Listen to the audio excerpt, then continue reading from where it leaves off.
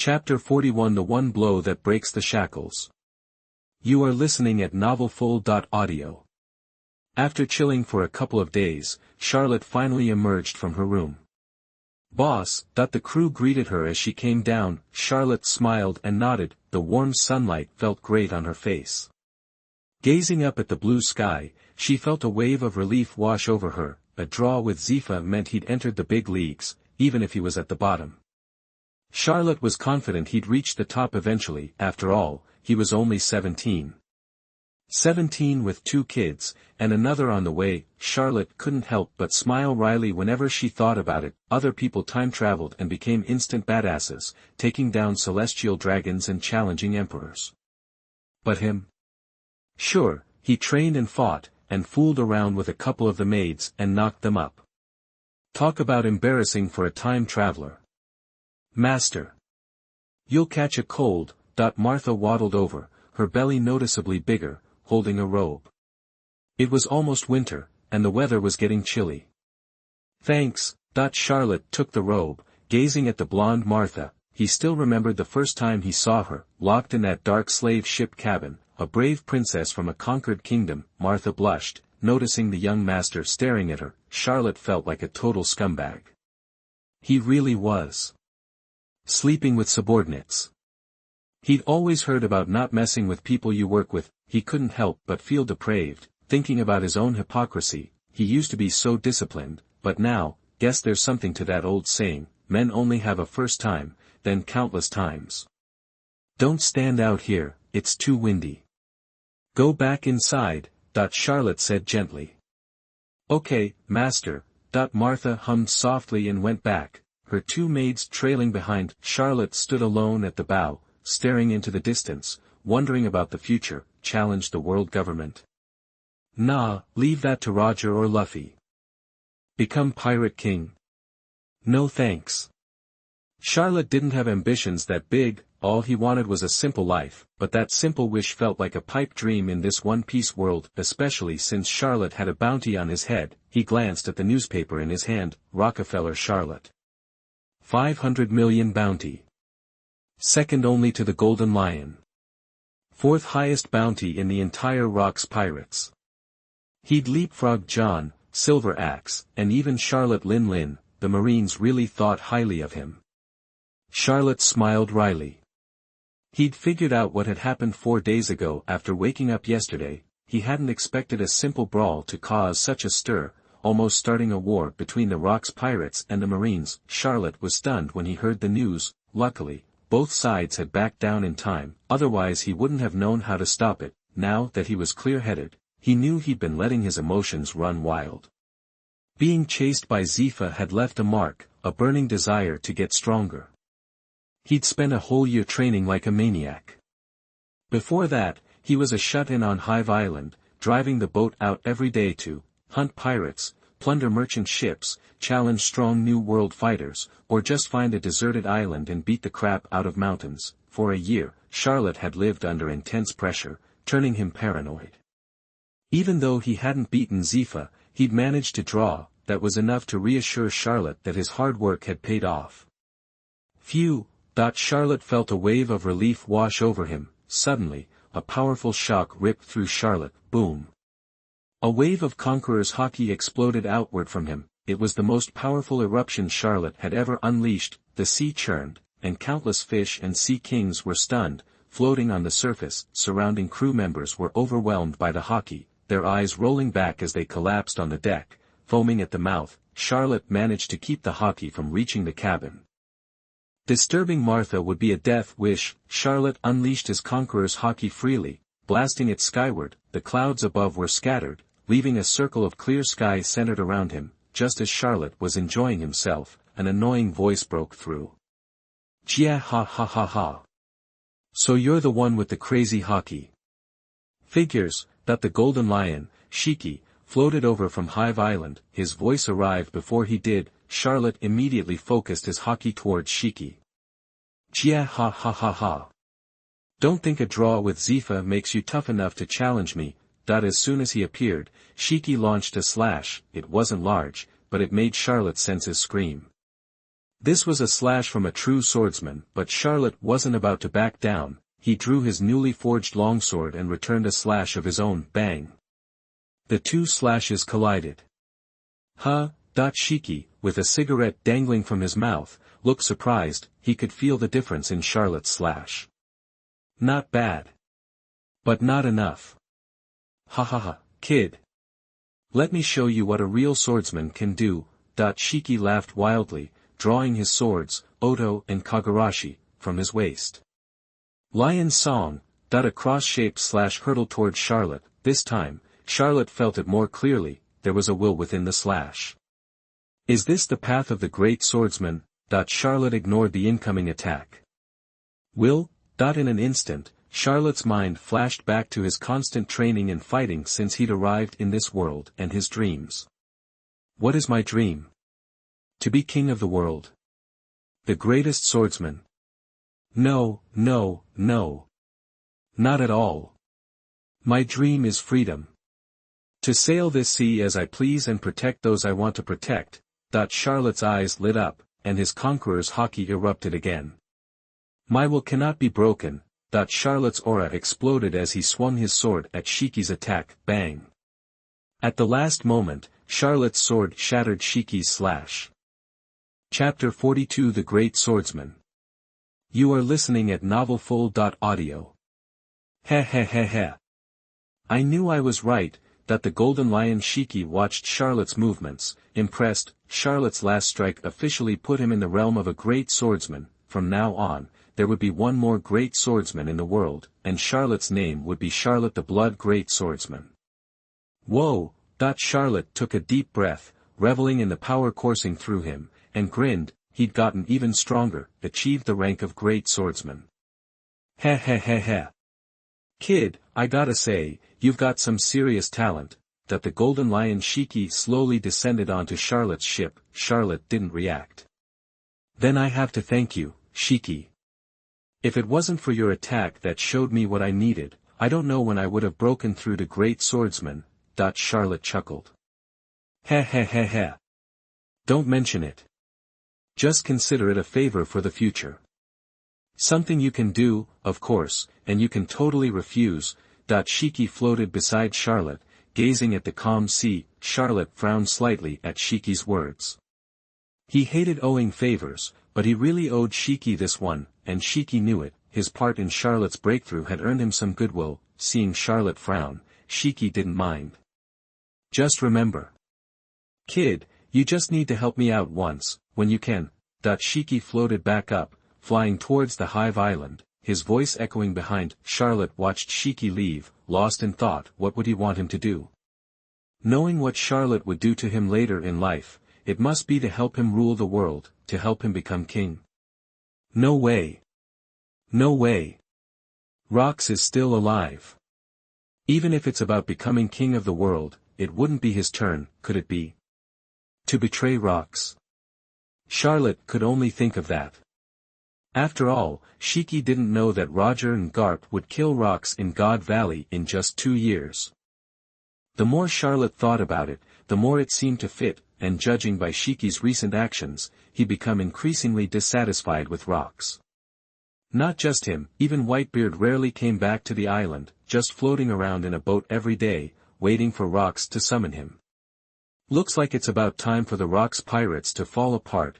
Thinking that the Battle of God Valley was less than 2 years away, Charlotte felt another sense of urgency wash over him. After all, once Rox died, the seas would definitely descend into chaos. The power vacuum would drive countless people mad. It wasn't until the rise of the 3 legendary pirates that things would slowly calm down, but even that calm wouldn't last long.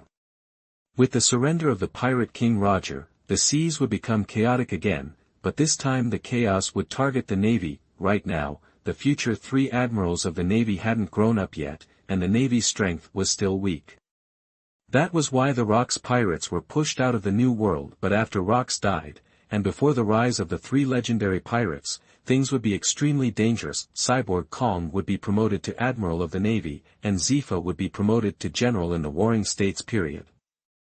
Only Garp refused to be promoted and remained a Lieutenant General. but anyone who thought of Garp as just a lieutenant general was a fool, a navy hero who would chase the pirate king all over the place in the future. Okay, he wasn't a hero now, but that didn't detract from Garp's strength, as a member of the Rock's pirates. Although he hadn't faced Garp yet, the stories he'd heard from Whitebeard and Golden Lion painted a clear picture. Neither of them benefited from fighting Garp, and they always ended up with bruised and battered faces. Of course, Garp didn't have it easy either. He'd heard that Garp would be beaten into a pig's head by them every time. Judging from the strength of Golden Lion Shiki and Whitebeard Edward Newgate, Charlotte couldn't beat them any time soon, so, if he ran into Garp in the future, Charlotte was definitely no match. Thinking about this, Charlotte felt even more anxious. Right now, he could barely hold his own against Zifa. The future. Annoyed, Charlotte swung his sword, instantly splitting the sea in two. That was Charlotte's strength today. Looking at the sword in his hand, Charlotte shook his head. It was still too weak. He wanted a good sword, but unfortunately, most of the good swords in the world of pirates were katanas or western swords. Charlotte wasn't used to those. Right now, he had a western sword in his treasury, ranked 21st among the great grade swords. It was called Holy Judgment, an extremely sharp and somewhat ornate western sword. Using unarmed and domineering haki, Charlotte's sword would shatter other swords with ease. Of course, Charlotte also thought about forging a black blade himself, always covering it with armed domineering haki until it turned black.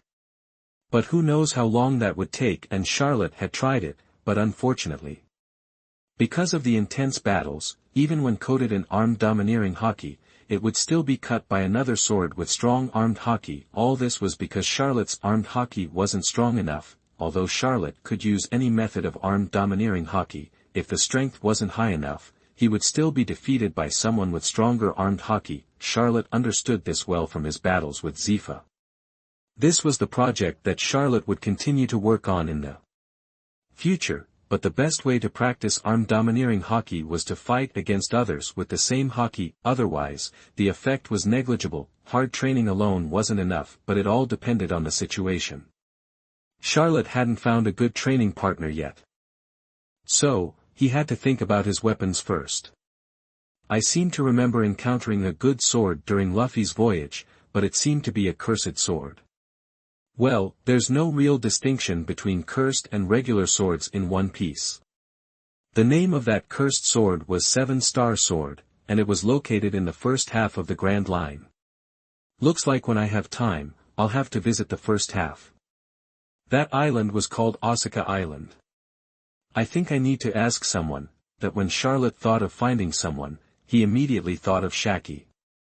As a former Rocks navigator and an intelligence broker in the underworld, she should know the location of Aska Island. Shaki. Charlotte was no stranger to her. In the future, Rayleigh's old flame would follow Shaki around every day, running a rip-off bar and dealing in information on the side. Although he was familiar with Shaki, she was very curious about the captain of the 8th team of Rocks. Shaki had collected all the information about Charlotte since he boarded the ship, but the more she looked, the stranger she felt. Charlotte was normal until he was 10 years old, but he became weird after that. Chapter 43: The Location of Aska Island. You are listening at novelfull.audio. To understand Charlotte better, Xia Qi even visited Kame Island, Charlotte's hometown, but nothing out of the ordinary turned up. Aska Island. Xia Qi questioned the captain, wondering what this errand was about. That's right, Aska Island. It's supposedly somewhere in the first half of the Grand Line, but I don't know exactly where, so I'm asking you. Charlotte confirmed. Although he wasn't sure why Charlotte was looking for Aska Island, Xia Qi agreed to help him find it. Thanks, Charlotte said, then turned and left. What a weird kid, Xia Qi muttered, watching Charlotte walk away. Still, he found himself invested in Charlotte's business. Several days passed. Charlotte spent most of his time on Beehive Island, meeting with the Rocks pirates. On his own ship, he was either doting on his daughter, watching his son, or working out. His fight with Zifa had made it clear that he'd gotten lucky with the draw. While Charlotte's armament haki wasn't top tier, his observation haki could overwhelm Zifa. Reading minds in battle, predicting danger, and avoiding it were all a piece of cake. Plus, constantly emitting his conqueror's haki interfered with Zifa's observation haki. preventing accurate predictions. Zifa had to rely solely on the power of his body in armament hockey. That's why Charlotte had managed to hold his own against Zifa. It had been a close call. Bloop, bloop, bloop, star. Charlotte, working out on the bow, heard the den mushy ringing. Is that Xia Qi? Charlotte asked. Hey. Shaggy. Ha ha ha ha. You remember me, huh? Xia Qi's voice came through. Did you find Aska Island? Charlotte knew that Xia Qi would only call about Aska Island. Ha ha ha. You're all business, Charlotte. Yeah, I found it. Come get the info. Xia Qi hung up. Charlotte wasn't bothered by Xia Qi's tone. Now that Aska Island had been located, he didn't care about Xia Qi's attitude. Here I come, 7-star sword. After getting the map from Shackles, Charlotte went to see Rocks. What? You're heading to the first half of the Grand Line? Are you kidding me? Rocks looked at Charlotte in disbelief. Nope. There's something I need there, and I gotta get that sword. Charlotte said flatly. Rocks was silent for a moment. All right. Go and come back. Rocks nodded. Hearing Rocks' approval, Charlotte turned and left the hall. Watching him go, Rocks thought. Wow, ha ha ha ha. I didn't expect even you to get restless. Just wait. Just wait. Once I get Uranus, everyone will be under my feet. Rocks Zebek laughed maniacally, his conqueror's hockey flooding the entire hall. The maids in the hall fainted, foaming at the mouth. Of course, Charlotte didn't know what happened after he left. He returned to his ship and ordered the crew to prepare a 50-meter-long boat for him. His crew didn't argue or dare to complain. The sailors and fighters who'd sailed with him from Kame Island 2 years ago had fought all over the place. Many had died. The new pirates had all been recruited during the annual Rocks recruitment contest on the island. He'd picked a few that looked good and weren't obviously malicious. Most of them were rescued by Charlotte from slave ships, like the maids. These people were homeless. Charlotte had taken them in after verifying they weren't spies. Charlotte wasn't running a charity, either. His experience had taught him how cruel the sea could be. Without power, you couldn't sail at all, especially in the New World. Charlotte treated them well, though. Anyone who learned the Navy's 6 styles received his full support, and the same went for hockey. Whether it was observation or armament hockey, they could learn as long as they wanted. Charlotte never hoarded knowledge. The results over the past few years had been good, especially from those who'd come from Kame Island. After 2 years of fighting, they'd been reborn, each becoming powerful. 7 of them were outstanding, and Charlotte had made them small unit captains to manage his subordinates. Rodney Carter had been with Charlotte since the beginning. He'd been a slave, rescued by Charlotte on Kame Island, and had been loyal ever since. He was currently the most powerful person besides Charlotte. He'd mastered 4 of the Navy's 6 styles: shave, iron body, moonwalk, and tempest kick, as well as armament and observation hockey. Charlotte had also rewarded him with a Zoan devil fruit, the horse fruit, zebra form. Gave him the combat power of a Navy headquarters rear admiral. Bernier Ralph had been rescued from a slave ship. He was a pirate himself, sold into slavery after his captain was killed. He met Charlotte, and in gratitude, asked to join Charlotte's crew. Charlotte was reluctant, but Bernier knelt on the deck, banging his head on the wood until Charlotte relented and accepted him. Bernier was competitive and trained hard. He was also talented in physical skills. He'd learned 3 of the Navy's 6 styles in a single year, and Charlotte planned to get him a Zoan-type devil fruit to boost his strength. Monica Harrington was a woman whose strength wasn't extraordinary, but she possessed a devil fruit power, flight, which was rare. She was also a slave rescued by Charlotte, destined to be given to the celestial dragons because she was a devil fruit user. After being rescued, she joined Charlotte's crew. Everyone had joined voluntarily. Charlotte never forced anyone, but once you joined, betrayal wasn't an option, and Charlotte, with his mind-reading ability, was confident in his judgment. He'd read their hearts when they joined. They were all just unfortunates. Monica Harrington's devil fruit was the bug fruit, dragonfly form, which was a good flying animal and often helped Charlotte. She was now the captain of Charlotte's maids. Chapter 44 Charlotte's Men. You are listening at novelfull.audio. Charlotte had a whole fleet of maids on board. Seriously, she had over 60. At this rate, she'd have more maids than crew. Even John joked that Charlotte's ship was practically a daughter kingdom, filled with gorgeous women, far surpassing the cheap makeup and flashy looks of the girls back on the island. Heightened Mamoru, captain of the 7th Division's younger brother, even had the nerve to sneak onto Charlotte's ship. When she caught him, she nearly sliced him in two. Locks had to step in to save the idiot's life. Even with his barrier fruit powers, he wouldn't have stood a chance. Charlotte, mastering internal destruction through armament hockey, could easily bypass his defenses and strike him directly. Mamoru's body, weakened by booze and women, was no match for Charlotte's punches. Still, the maids were stunning. They were hand-picked as slaves, and beauty was a must, and Charlotte got them all for next to nothing. They were easy to keep happy, and definitely easy on the eyes. Nick Hume, Charlotte's ship doctor, had been with her since she first set sail. He was a talented medic, capable of treating any common ailment at sea, and a crack shot with a rifle, but the guy was ancient, over 50 years old. Now, he taught medicine to the maids. He planned to retire to Kame Island after passing on his knowledge. Charlotte promised him a bonus of 100 million berries once he trained a suitable successor so he could live comfortably in retirement. It was a big deal, especially for a pirate. Few got to retire peacefully. Nick was deeply touched by Charlotte's generosity. He vowed to train the maids to the best of his abilities, even teaching 5 of them basic marksmanship and medical skills. Charlotte considered him reliable and was more than satisfied. Adolf Rudolph was a hard-drinking guy with a unique hammering technique he'd developed on his own. He was also Charlotte's bosun.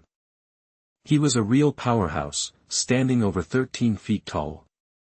He claimed his ancestors had giant blood. Charlotte recruited him from a kingdom shipyard. The only time she'd actively sought someone out. Charlotte met a shipwright with serious experience when she led her crew to raid the island. Knowing this, Charlotte took the initiative to recruit him. All it took was a jug of booze to convince him. Now, he repairs the ship after every battle, and Charlotte rewards him with fine wine. Honestly, his relationship with Charlotte's crew was more like a job. Charlotte provided the booze, and he kept the ship seaworthy. As for the other two, they were picked during the Rocks Pirates recruitment event. Unlike Golden Lion Shiki and John, who attracted hundreds of recruits, Charlotte hadn't planned on participating, she just wanted to watch. But these two guys were like obsessed fans. They'd heard Charlotte was a swordsman and begged to join her crew. When asked why Charlotte, they explained their reasoning. Golden Lion Shiki was a devil fruit user and not a pure swordsman. Silver Axe was a swordsman, but he wielded an axe. And Wang Ji. They thought he was too old, not as young and promising as Charlotte. Of all the captains, only Charlotte fit the bill. She was a pure swordsman without devil fruit powers and was only in her teens. Sure, she wasn't a great swordsman yet, but with her talent, she'd definitely be the world's greatest swordsman one day. So, the two teenagers joined Charlotte's crew, inspired by the promise of a future master swordsman. Charlotte never expected to gain such a reputation in the swordsman community. She had so many admirers. Their names were Paul Bunyan and Isaac Marlowe, wielding a single-handed sword and a two-handed sword, respectively. How strong were they? They cut down small fry like they were slicing melons. Stronger opponents proved too difficult. They were just regular swordsmen. They both trained at a sword gym for years, giving them a solid foundation. That's why Charlotte accepted them. After joining Charlotte, they often peppered her with questions about swordsmanship. The two were beyond excited. After all, getting guidance from a real swordsman was a dream come true. They bragged about it to everyone, especially the students back at their old sword gym. Those students were green with envy, knowing they were getting personal lessons from a master. And when they found out their teacher was Blood Sword Charlotte of the Rocks Pirates, a legend of the sea, they were even more impressed. There were only a few famous swordsmen around, even fewer great swordsmen, and they were even harder to get close to. Like the Roger Pirates, it was nearly impossible to join them and get guidance from Roger and Rayleigh. Besides, who even knew where they were? They sailed aimlessly, making it impossible for aspiring swordsmen to find them. As for the Rocks Pirates, they'd considered it. They didn't want to die for nothing, but they couldn't risk joining the crew only to suffer a meaningless death. Most of Locke's brutal commanders were insane, and other than Charlotte, none were sane swordsmen. Would you pick Golden Lion Shiki, who didn't care about his crew's lives, or the treasure-obsessed John and Silver Axe. Joining them was practically a death sentence. No rational swordsman would make that choice, but when Charlotte opened her doors, Paul and Isaac spread the word, and hordes of swordsmen wanted to join Charlotte's crew. Seeking her guidance, they were obsessed with breaking through to the next level of swordsmanship, unlocking ranged slashes. Unfortunately, Charlotte was too focused on killing and training to notice her impact on the swordsman community. These were the 7 strongest members of Charlotte's crew, each had their own skills. And helped manage the crew. They protected the ship from anyone foolish enough to challenge her when Charlotte was away. There were always people looking to make a name for themselves by taking on Charlotte. They were everywhere, and she couldn't deal with them all personally. Although a single sword strike was all it took, it was a matter of reputation. Chapter 45 Departing Aska Island. You are listening at novelfull.audio. Captain, we're ready to go. Paul and Isaac hurried over, eagerness in their voices. All right. Charlotte responded casually and headed for the ship. Paul and Isaac didn't seem surprised by Charlotte's demeanor, acting as if it was expected. After all, a master swordsman had a right to be confident. Little did they know their captain had already become a great swordsman. The news would definitely shock them, bringing them more joy than their own personal breakthroughs. The ship resembled an ancient clipper, incredibly fast and capable of outrunning most warships, even rivaling a flagship. Charlotte's destination was Aska Island, where she intended to retrieve the 7-star sword. This wasn't a pleasure cruise. Her goal was to get there and back as quickly as possible. She estimated the trip would take around 2 months, placing her return sometime in 1483. Looking over the crew, there were just over 20 sailors, more than enough to handle a ship of this size, less than 50 meters long. Charlotte's 8th Division also included over 100 pirates, in addition to her 7 corps members. A handful were remnants of the Wolf Gang, who had followed Charlotte from Kame Island, but only a dozen or so remained. Charlotte appointed them as leaders of 10-man squads.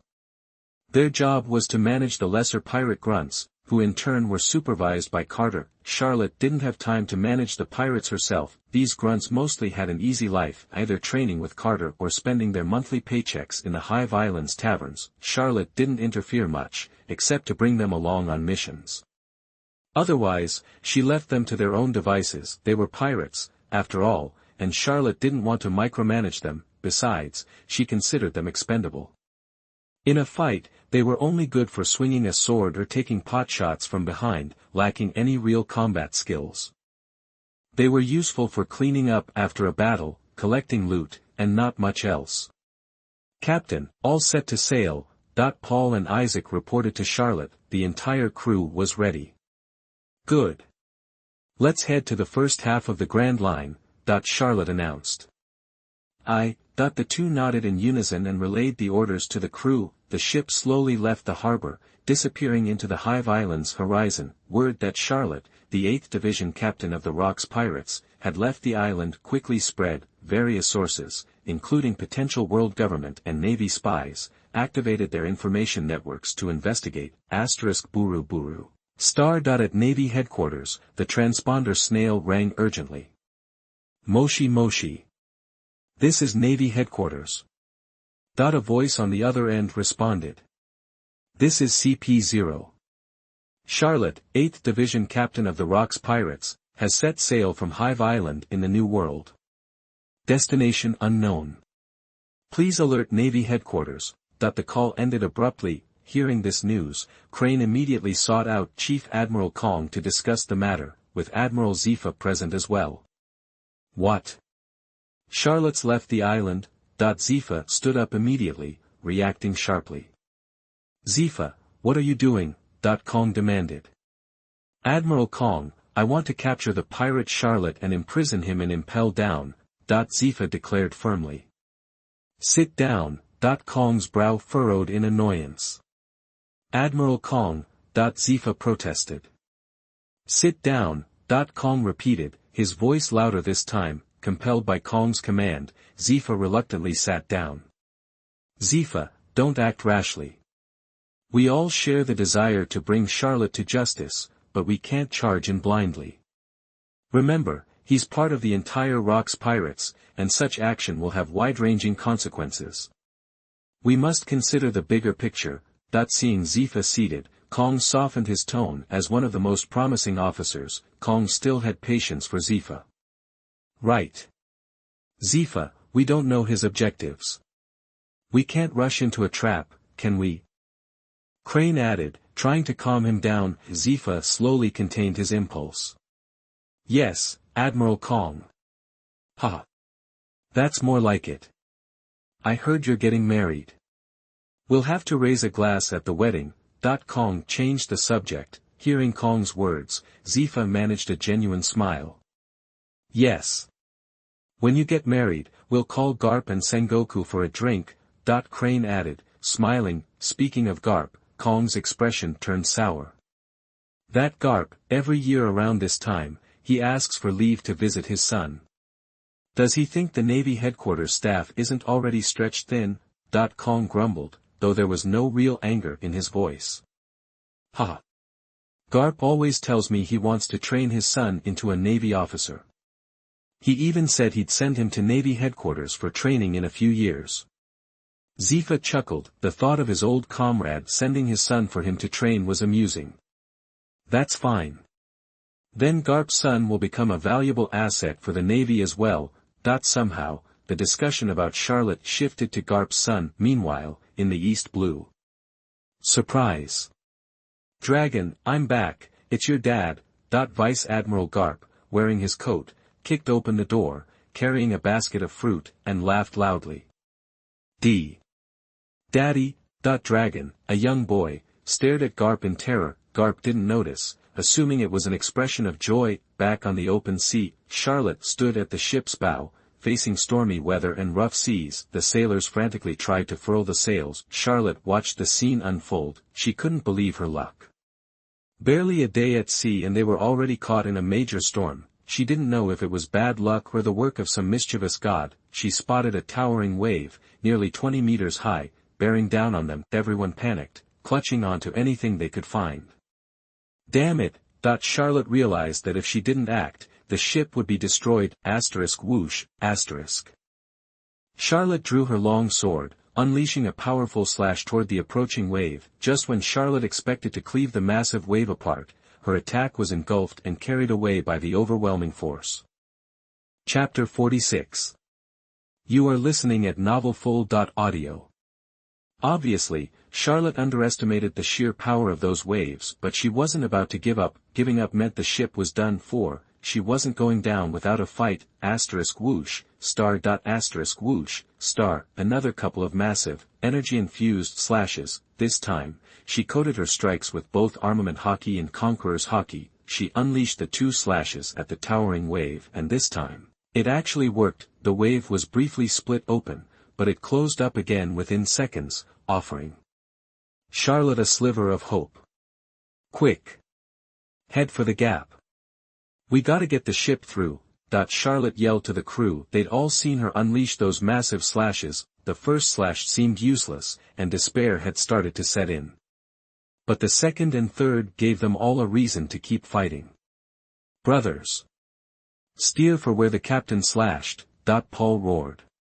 Isaac frantically spun the rudder. Charlotte stood at the bow, continuously slashing at the wave. A series of white, energy-fueled strikes slammed into the water. Each impact made a huge splash. The wave briefly opened, but the gap wouldn't hold for more than a few seconds. Charlotte had to keep the pressure on.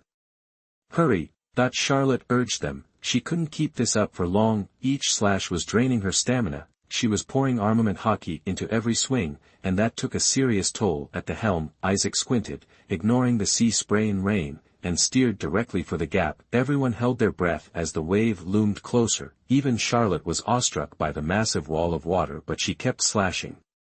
They sailed through the opening Charlotte had created. A wave of relief washed over everyone. They had made it. Whoa! That scared me half to death. I thought I was a goner. I haven't even become a swordsman yet. Paul hugged Isaac, letting out a shaky laugh. It was way too close. Charlotte sighed in relief, the sword slipping from her grasp and clattering onto the deck. the armament hockey fading away, the sword shattered on impact. Charlotte grimaced. This wasn't the first time any ordinary sword that wasn't imbued with armament hockey couldn't handle the strain of her attacks. They always broke after a few swings. True swordsmen could make a blade last for days, but since reaching the great swordsman level, her swords were lucky to survive more than a few strikes. That's why so many famous swordsmen wielded legendary blades. Ordinary swords just couldn't contain the immense energy of hockey. The thought made Charlotte even more eager to find the 7-star sword. Just because they were out of range of the mega wave didn't mean they were safe. The storm was raging, and the winds were brutal. Charlotte ordered the crew to raise the sails a bit, otherwise they'd be pulled under. This was the worst storm Charlotte had ever seen. If you were looking down from above, the storm covered a huge area of the sea. Charlotte gazed at the sky. Lightning flashed, striking the water again and again, electrocuting countless fish. Their lifeless bodies floated on the surface. Well, seeing a real-life electric fishing was definitely an experience to have. Too bad the storm was so dangerous. Suddenly, a flash of insight hit her. Charlotte, startled, drew her new sword and slashed at the clouds. The crew freaked out. They drew their weapons, aiming at the sky, scanning for enemies, but they saw nothing but dark clouds. As they stared in confusion, a massive lightning bolt headed straight for the ship, but before it could strike, Charlotte's slash intercepted it. Now everyone understood. They looked at Charlotte with newfound respect. Her slash shattered the lightning and continued on, cleaving a hole in the clouds. A single ray of sunlight broke through. Everyone realized it was still daytime. The dark clouds had completely obscured the sun. Had they really thought it was night already? But the gap in the clouds closed within a couple of minutes. Charlotte's slash also faded, her energy depleted. Damn it! Charlotte cursed under her breath, furious at her bad luck. Lightning continued to crackle from the clouds, but most of it struck the water around the ship. They were safe. No other danger presented itself, other than stronger winds and louder thunder. Just when everyone started to relax, it started to rain. Rain wasn't the problem. It was the hail mixed in with it. Charlotte kept her observation hockey active. Although affected by the storm, the range was limited. But Charlotte paid attention. Suddenly, a scene flashed in her mind. Charlotte's eyes widened. Everyone inside the cabin. Now. It's hailing. Charlotte shouted. Without question, everyone scrambled into the cabin. Charlotte joined them. She couldn't block hail with her slashes. They listened to the hail hammering the deck, the sound of wood cracking. Charlotte's expression darkened. The weather in the new world was insane. It was even worse than when Luffy first entered. If it weren't for her strength, she probably would have died out here. What's the closest island? Charlotte asked. The navigator spoke up immediately. The nearest island is a day's sail away, Captain. We'll never make it. He looked glum. Damn! Charlotte was at a loss for words. Chapter 47 Chilan Island. You are listening at novelfull.audio. A group of people huddled in the cabin, watching the rain and hail batter down outside. Who knows how long this storm's been going on? And it's still not over, but soon. She could see a sliver of sunshine on the horizon. That meant the storm was finally breaking up. Phew! Charlotte breathed a sigh of relief. This new world's weather was something else. It changed on a dime. God could change his mind faster than you could flip a page in a book. It wasn't like she'd never seen a storm before, but never one this big. Thank goodness the ship was sturdy, or it would have been torn apart. It had been a long haul. A beam of sunlight landed on her boat, bathing her face in warmth. Relief washed over her. Charlotte didn't know exactly how long the storm had lasted, but it felt like forever, at least a week. Or more, before they saw the sun again, looking out at the calm sea, feeling the gentle breeze. Let's go. Fishman Island, here we come, Charlotte yelled. The crew of 20-odd sailors adjusted the sails and got underway. Watching them bustling about, she silently hoped for smooth sailing from here on out. Fishman Island was the only way to the first half of the Grand Line. The Red Line divided the world in half, creating two sections of the Grand Line, the first half, and the second half, and she only had two options for getting to that first half. One was to use the world government's special channel. The other was to coat the ship, dive into the sea, and reach the first half via Fishman Island. Using the world government's route was out of the question unless she wanted to surrender. She was a pirate. So, Fishman Island was her only bet, but that route was incredibly dangerous too. Every year, a huge percentage of ships passing by Fishman Island ended up at the bottom of the ocean. Almost always, they were attacked by sea kings, getting their ship destroyed. After all, Fishman Island was a whopping 10,000 meters below the surface. Down there, if a ship was wrecked, nobody survived. So yeah, it was a seriously risky route, but if she wanted to reach the first half of the Grand Line, it was the only way. The ship sailed for 3 or 4 days. They stopped at an island to replenish supplies, but things didn't go exactly as planned. As soon as people saw her relatively young face, most recognized her instantly. The moment she stepped off the boat, the docks cleared out. Back in the first half of the New World, pirates were still relatively rare and generally under the Navy's thumb. The locals here are much more timid than in the later part of the voyage, so it's not all that surprising. But Charlotte wasn't looking for trouble. She resupplied and got back on board. This time, she hadn't bothered flying the pirate flag. "Captain, we're at Chilan Island. Ready for coating." Paul came to report. "All right. Let's head ashore and get this ship coated." Charlotte nodded. The boat slowly approached the shore, and on the beach. "Hey! A ship's coming in. Hopefully, they need a coating." A group of guys hanging out on the shore watched the approaching vessel. They were all coaters, who spent their days waiting for business. "Hey! Coaters! Get over here and coat this ship." As soon as Paul set foot on the sand, he yelled towards the group. "Okay." The coaters jumped to their feet. "Hey, boss! Use me. I'm cheap, a coating's only 100 belly." "Hey, boss! Use me. Only 90 belly." "Boss! Boss! Don't listen to them. Too cheap is dangerous. Use me, I'll only charge 150 million, and I guarantee safe passage through Fishman Island." The ship was swarmed by coaters, all trying to get her business. Charlotte was intrigued and stepped to the side of the ship to watch, but the moment the coaters got a good look at her, they froze. "Holy crap! Blood sword, Charlotte! It's the pirate Charlotte!" One of them shouted, then immediately turned and ran, leaving his tools behind. "What? It's Charlotte the pirate! Run!" In seconds, every coater at Chilan Island port had vanished. Paul stared at Charlotte, speechless. What were they going to do now? Charlotte was also taken aback. Was she really that scary? "Let's go. Let's go to the island and have a look around. Put up a sign looking for a coater, while we're at it." Charlotte ordered. Then, she and her crew went ashore. She wanted to see how she got such a bad reputation. The town on the island was similar to her hometown, Kame Island, only without the big mountain.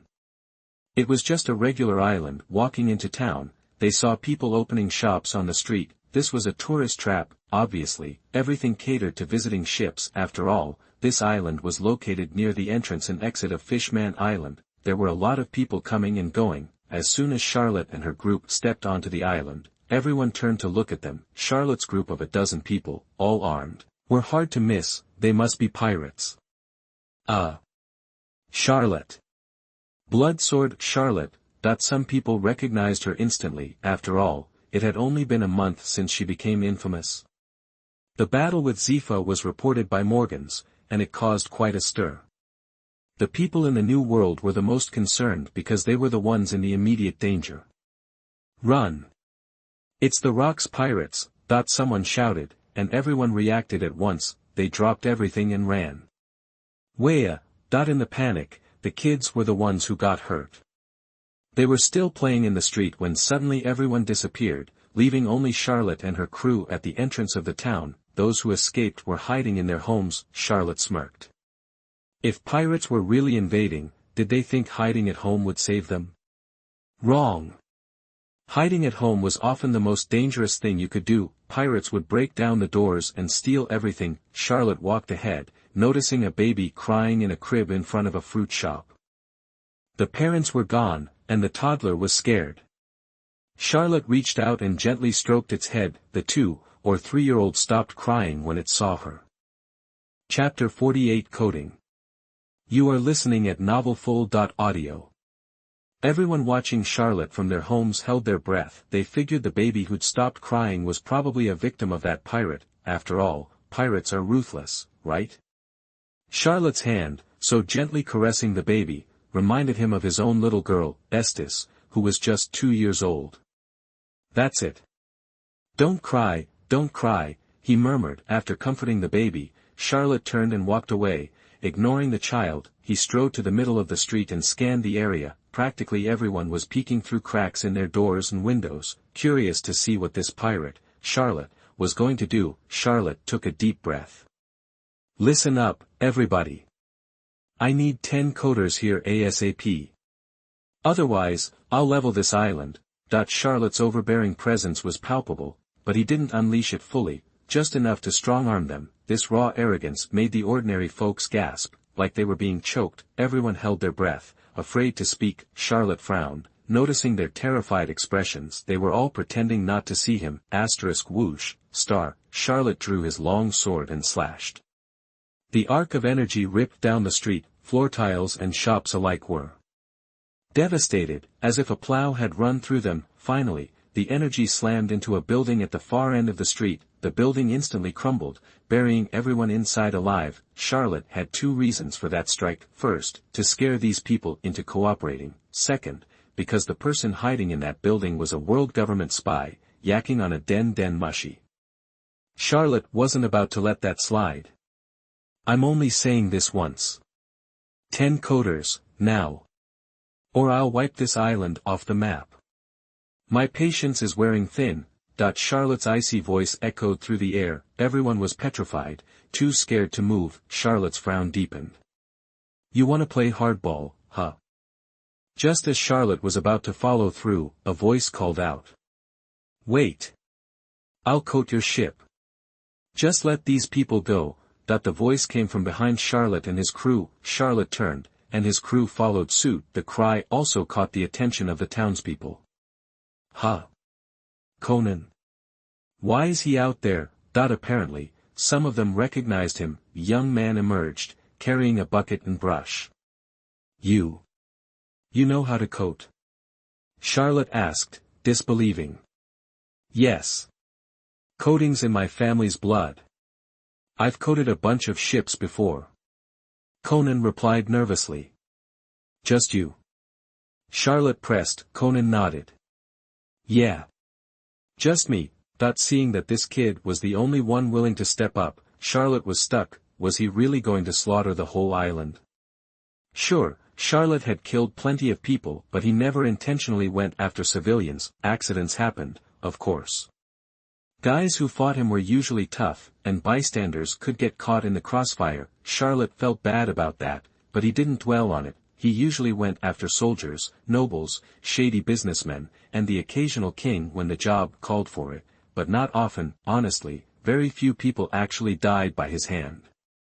His crew usually took care of that, and he was mainly responsible for the hard cases, and those hard cases were rare. Only fools with a death wish dared to provoke him.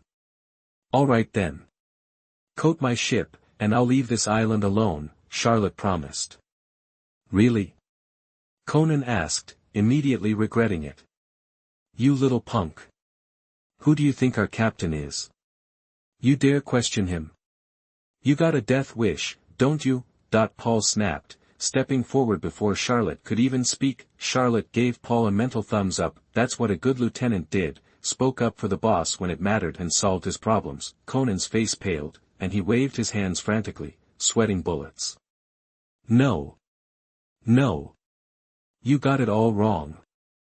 He tried to explain, but he was too flustered to get the words out. Okay. Just get to coding. I won't go back on my word, Charlotte said, waving him off. Conan perked up at that. Let's go then. Take me to your ship. Now that they had a coder, Charlotte didn't want to hang around, so he led his crew out of town, leaving chaos behind. After Charlotte and his crew were gone, a scream finally broke the silence. My baby. My baby, a woman rushed from a doorway, sobbing, and ran to the cradle. Oh, that poor baby. Damn pirates, hearing the woman's cries, people slowly emerged from their houses. Some well-dressed businessmen sighed, shook their heads, and muttered angrily, of course, they only dared to do that behind his back. Ah! Ah! The woman must have jostled the baby, because it started crying. Seeing that her child was still alive, the woman smiled through her tears. Ha! My baby's alive. Alive! She hugged the child close, kissing it repeatedly. The businessman who had been pretending to be so sympathetic just shut his mouth in embarrassment and turned away. Charlotte ignored the drama in the town and led the young coder to his ship. How long will it take? Charlotte asked the kid. About 2 days, maybe. Conan looked up at the massive pirate ship in awe. A 50-meter ship was huge. The average ship was only 20 to 30 meters long. This 50-meter ship was a whole other story. Alright, 2 days it is. If you need help, get them here. I'll pay you 300 million berries, and I expect results in 2 days. Otherwise, well, you get the picture, Charlotte threatened. Chapter 49 Drinking. You are listening at novelfull.audio. Alright. I'll finish this coding in 2 days, tops. Conan didn't doubt Charlotte for a second. After all, she's a pirate. He wouldn't risk the whole town on a gamble. Charlotte headed into the cabin. The coding itself wasn't much to look at. Time for a nap. Boss. Hey boss. Can we hit the tavern in town for a drink? Paul stepped forward, a little hesitant, and looked at Charlotte. Charlotte glanced at Paul, then at the hopeful faces of the crew behind him. It had been almost 2 weeks at sea, and they deserved to unwind. Go for it. Let's all go. Charlotte was in the mood for a drink too. Seeing the boss was game, Paul grinned and waved his hand. Boss is buying. Paul started the chant, wanting Charlotte to foot the bill. Yeah. Boss is buying. The other 20-plus crew members joined in. Charlotte chuckled at their antics. Alright, alright. Drinks are on me tonight. Let's go get hammered. With a sweeping gesture, Charlotte led the charge toward the tavern. Conan watched with worry as Charlotte and her crew of pirates entered the town. There wasn't much he could do to stop them.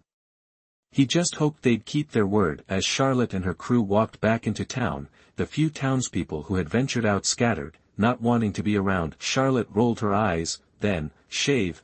Charlotte tapped her toes, disappearing in a flash, and reappeared in front of a fleeing townsman. She grabbed him by the collar. Hey! Where's the tavern in this town? Charlotte hadn't spotted a sign, so she figured she'd just ask someone. Her methods might be a little different. Ah! Ah!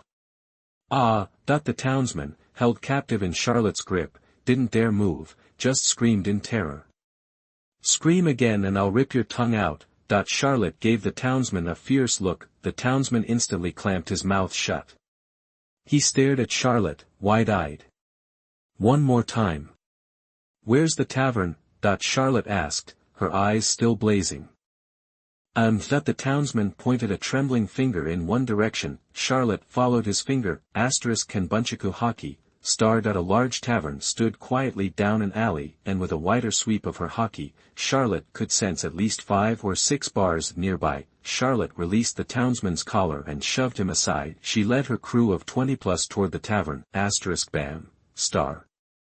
Charlotte kicked open the tavern door. Bartender. Bring out your best booze and food. Charlotte bellowed from the doorway. Yeah. Booze and food. The pirates echoed, roaring with laughter. Welcome. Welcome, sirs. Come in. Please. The bartender, dressed in his usual garb, shuffled forward, trembling in front of Charlotte. Watch your tongue. Or I'll cut it out and make wine with it. Charlotte glared at the bartender. Ah. Please, sir. Spare me. The bartender instantly dropped to his knees, begging for mercy and kowtowing. Whatever. Charlotte rolled her eyes at the sweating bartender. Thump, thump. thump, starred at a flurry of footsteps came from upstairs. Miss Charlotte. Miss Charlotte. My employee was out of line. I'll apologize to you. Please, spare him this time. Charlotte looked up and saw a man with a buzz cut, wearing a tuxedo, hurrying down the stairs. She eyed the man approaching. You the owner here? Charlotte asked casually. Yes, yes, yes. I'm the owner of this establishment. The man in the tuxedo nodded rapidly. Good. Bring out your best booze and food. Can't you see my crew is starving? Charlotte said loudly, gesturing with her thumb at the 20+ pirates behind her. Yes, yes, yes. We'll get the drinks right away, please. Please, come in. The owner looked at the group behind Charlotte, sweat beading on his forehead. They were all weather-beaten from the sea and looked incredibly menacing. Charlotte found an empty seat and sat down. Well, the tavern was practically empty, so finding a seat wasn't hard. The other pirates quickly found their own spots. Booze. Booze. We want booze. After settling down, the pirates started banging on the tables, demanding their drinks. This sent another wave of fear through the tavern owner. This. The owner looked back and forth between the intimidating pirates and Charlotte. He figured Charlotte, being their leader, would be easier to reason with. Miss Charlotte, we'll bring the drinks right away. Just a moment. The owner mopped the sweat from his forehead with a handkerchief. Charlotte grabbed the owner's wrist and stared him down. Boss, are you afraid of me? Charlotte asked bluntly, caught off guard by the question. The owner went pale, but he was still a businessman. He forced a smile and looked at Charlotte. Look at what you're saying, ma'am. You're a big-time pirate out on the sea. A pirate with a 50 million bounty.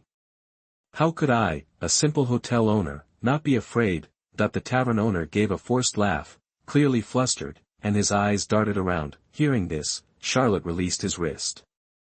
Ha ha ha ha. Is that so?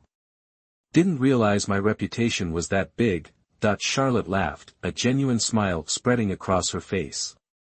Ha ha ha. Boss. You're a wanted criminal, by the Navy. Ha ha ha. Paul laughed at Charlotte. Charlotte didn't seem to mind Paul's taunts. Where are those drinks? Hurry it up. As soon as Charlotte finished speaking, the waiters started placing bottles of booze in front of the pirates. Charlotte grabbed a random bottle, uncorked it, and tipped it back, chugging it down. In no time, the entire bottle was gone. Nice one. The captain's a champ. The pirates around Charlotte cheered. Ha ha ha ha ha. Drink up. It's on me.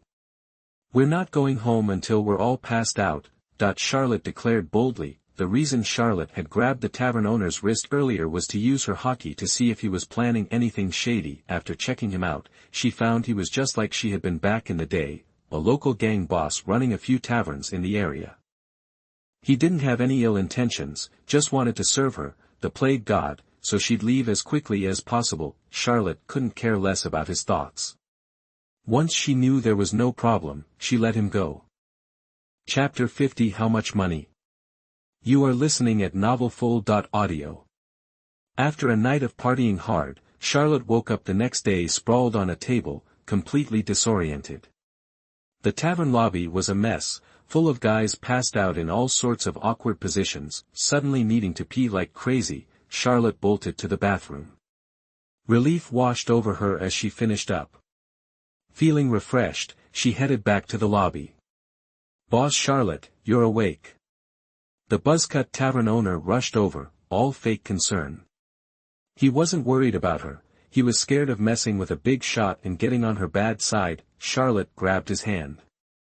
Get me some grub and a bowl of hangover soup, stat. The owner practically jumped out of his skin. Okay. I'll tell the cooks right away. He stammered. Charlotte just smirked, let go of his hand, and went to sit at a clean table. Before she knew it, a waiter nervously placed a bowl of hangover soup in front of her and scurried off like he'd just dodged a bullet. Charlotte just rolled her eyes. There wasn't much she could do about the atmosphere just yet. Things wouldn't really change until pirates became even more common. especially after Roger kicked off the whole great pirate era. Then, half the ships on the sea would be pirate ships, and people would get used to it. After downing the soup, Charlotte felt a bit more human. Soon after, a waiter brought over a massive platter of barbecue. Her mouth watered. She grabbed a piece and stuffed it in her mouth, not even bothering to check if it was scalding hot. She swallowed it whole. The waiter just stood there, jaw dropped. "What are you gawking at? Bring the food." Charlotte snapped, annoyed. She was on a roll, and he'd ruined it. "Why yes, yes, yes." The waiter stammered and ran back to the kitchen. The owner, watching from the second floor, could only shake his head. What a beast! As Charlotte devoured the barbecue, some of her crew started to stir. "Boss!" Paul plopped down across from Charlotte and reached for a piece of meat. "Big mistake." Charlotte grabbed his wrist. Paul froze, and the next thing he knew, he was flying through the air. *wump, he slammed into the wall. "Learn some manners. Don't touch my food," Charlotte said between bites. "Paul." Some other crew members rushed to help him up. Charlotte hadn't hit him too hard. "Geez." The tavern owner gasped. Was this what it meant to be a pirate? Cough, cough. Paul crawled out of the rubble, coughing. He stood up, looking miserable. He walked back over to Charlotte. "Boss. What was that for?" he whined. "Humph." Charlotte ignored him, too busy eating. Paul shrugged and sulked off. "Hey, barkeep. Get some food over here, pronto." "You trying to starve us?" The owner, who was still watching from upstairs, broke into a cold sweat. "Coming right up," he yelled, then scrambled to round up every chef in the building, and probably every other cook in town, too. Burp. Charlotte let out a massive belch. She was stuffed, and her stomach bulged. Then, to the owner's utter shock, her belly flattened out again. This. The owner was speechless. What a freak. Then, a thought struck him. Do strong people eat a lot? Could he get stronger by eating more? The more he thought about it, the more convinced he became. He made a mental note to start ordering double portions from now on. Charlotte, oblivious to the owner's culinary ambitions, propped her feet on the table and started picking her teeth with a toothpick. "Isaac, go get the money from the cabin and pay the bill." "How much do we owe?" "Sir, the total comes to 290 million berries." The owner practically skipped downstairs, a huge smile plastered on his face. He'd thought he was going to take a bath on this bill, but now Charlotte was going to pay. Maybe pirates weren't so bad after all. *Tui*, Charlotte spat out her drink, spraying the owner in the face. The toothpick clattered to the table. "How much?" she asked in disbelief. "A total of 290 million berries. But for you, sir, I'll make it an even 300 million. The owner said with a forced smile. He was trying not to lose his mind. He'd never been spat on in his life, especially not after taking over his dead father's business. If he wasn't so sure Charlotte could turn him into paste, he'd introduce her to the 10 worst torture methods on Chaika Island. "How the heck does it cost that much?" Charlotte demanded, glaring at the owner. If he didn't have a good explanation, she was going to teach this rip-off artist a lesson. "Sir. The wine you ordered last night was the best we have, collected from all over the world. East Blue, South Blue, West Blue, North Blue, Paradise, the New World, every vintage bottle we had, you drank. That's why it's a bit pricey." The owner explained carefully. He was starting to sweat. Could it be she couldn't pay? A pirate with a 50 million berry bounty couldn't afford a 30 million berry bar tab? He refused to believe it. Charlotte gritted her teeth. "Isaac. Go get the 300 million berries from the ship." She practically snarled. Never in her life had she spent that much on a single meal. Prices weren't supposed to inflate like this until 30 or 40 years from now. hearing that, Isaac calmly set down his plate and walked out, his sword clanking at his side. The owner was overjoyed. He couldn't help but grin like a fool. Humph! Charlotte let out a sharp snort. The owner immediately wiped the smile off his face and stood stiffly beside her, afraid she'd change her mind. What a crook, Charlotte fumed inwardly. 300 million berries was enough to match Luffy's first bounty. The more she thought about it, the angrier she got. Bang, star. Hey! Get me some more barbecue, damn it. Charlotte slammed her fist on the table and roared. She was turning her frustration into appetite.